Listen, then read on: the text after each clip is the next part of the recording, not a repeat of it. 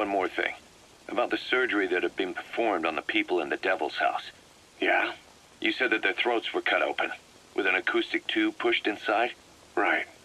The tubes were hooked up to tape recorders, playing some kind of audio. Well, we picked up some of that audio through your radio transmissions and recorded it here.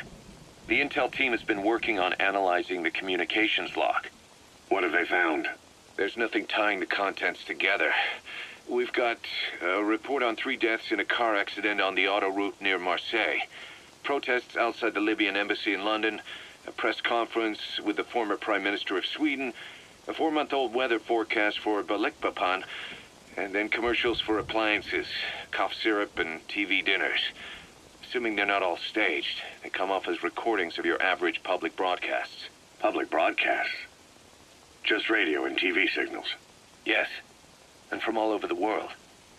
We're looking into whether they're genuine or not, just to be sure. What else? A speech that sounds like it was recorded out on the street, and people chatting about how this year's tomato crop did. And there's nothing they have in common? We're partway through the cryptanalysis. That includes checking all audio ranges and running it backward and at different speeds. Then there's vocabulary breakdown for political suggestions, ideological common points. But I don't think it's going to get us anywhere. Where were the recordings made?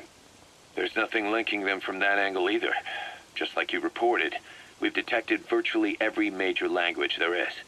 French, German, Italian, Spanish, including South American accents.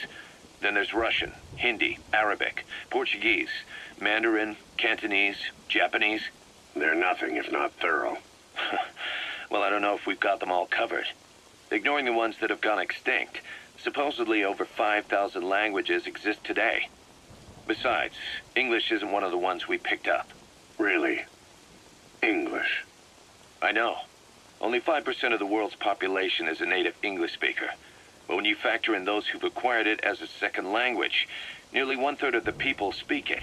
The world's dominant lingua franca. You gotta figure they had it somewhere among all the languages in that place. No English. Bear in mind, we didn't hear everything that was played in that room.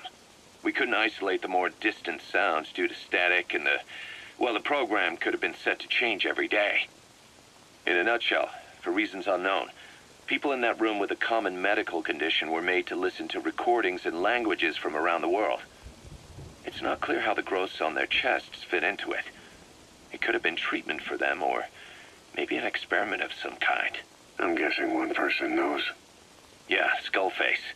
He was there. The only thing we can say for sure is that he's involved.